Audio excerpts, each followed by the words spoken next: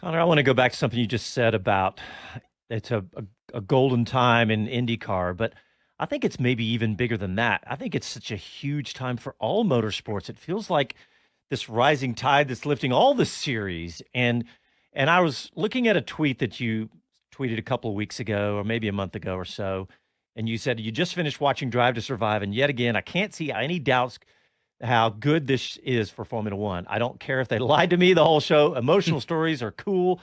The driver interviews are cool, and the race cars are so are the race cars.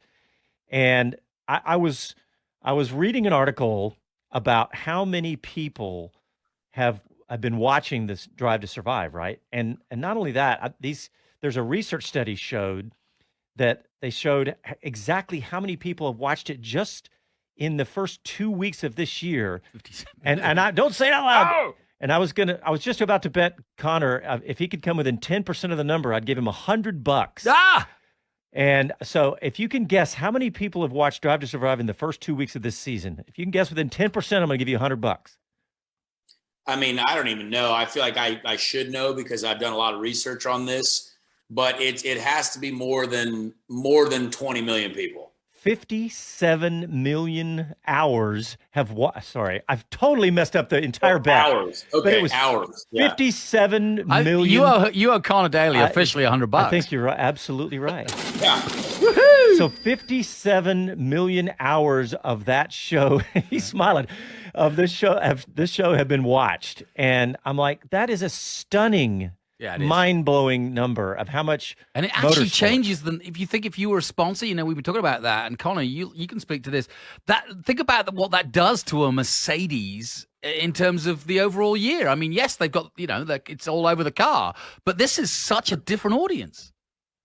It's just supreme power. Yeah, I mean, you're talking about something that was put into place by this Liberty Media Group, right? It was something that was made to happen, right? Yep. Like, how do we get our sport to where we can pay the drivers more, we get to pay the teams more, and we get to have cooler races where everyone makes more money? Well, guess what? We're going to force it into everyone's faces. And what better platform to do that than what everyone has at their house? Netflix. You know what I mean? It's so smart. It's the smartest thing I've ever seen Formula One do in my lifetime, right? Yeah, I agree. And Formula One has always been powerful in my lifetime, right? Like, I grew up and you still see, every event is packed. The Tifosi, you've got, incredible fan bases all across the world, but not one person in America had any idea what was going on, right? Pretty much. Every single weekend, just yesterday, I was having dinner at a restaurant and a bunch of mid-20s individuals, especially a bunch of ladies too, are like, yep, we love Charles Leclerc. He's our favorite guy in Formula One now. And I'm like, well, that's awesome. I never thought I'd be having a conversation about the Ferrari Formula One team, at a restaurant. And like, it's incredible the amount of young people who find it to be so fascinating. I just had a buddy of mine, a DJ, who's like pretty popular DJ in the space here in North America. He was like, hey, bro, can you connect me with Lando Norris? Like, I'm a huge fan of watching the show. And I'm like, yeah, sure, whatever. Like, here you go. And it's just, it's amazing what they have painted this picture. And I love it. I think there's still so many people who have these wild opinions about, oh, it's ridiculous. It makes certain people look bad. Like, we don't need, I even had people say, we don't need America to like Formula One this much. I was like, what are you guys talking about? What does that even mean? I was like, I literally look at some of these comments. I was like, do you guys not know how to add 2 and 2? Like, this is money plus viewership equals success of something that you like. Like, it's like, I like it. You like it. We might like it for different reasons, but like, if it's more successful, we're all going to be happy. And actually, Netflix has achieved what Hollywood couldn't really do. They came close with Ron Howard a few times, and those films have all been good, but no one's really captured Formula One like this has. And honestly, it's all about getting the hype factor too. Once you have a bunch of people telling other people, hey, this show was cool. Yeah. That's what it all, that's it.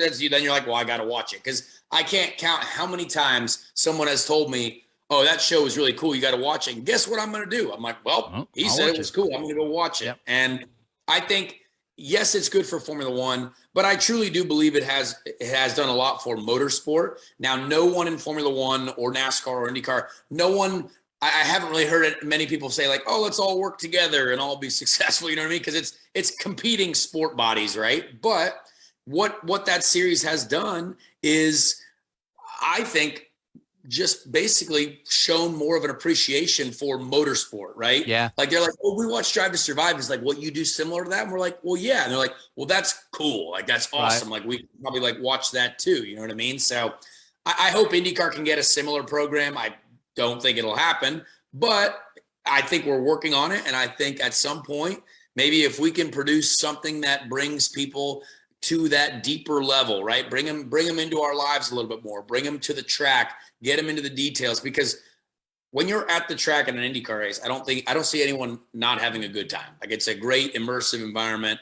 And, I can talk about that Drive to Survive series all day. Honestly, I'll talk your ears off about it. But I think it's great for motorsport. And I think obviously all across the board racing right now is successful.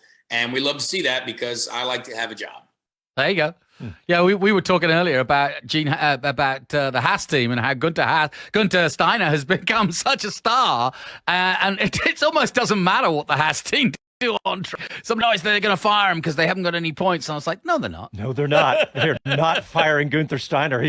Let's face it, he may have been one of the early superstars that kicked that season off when he stood there and said, "Fuck the tune," the words that I can't say on the radio. No. Yeah, there's always got to be a clown in a TV show, so he might be the guy, and I still think it's sad what they've always said about American drivers, so I don't really support them, but I do like Pietro Fittipaldi. He's a good pal of mine, and so he's there.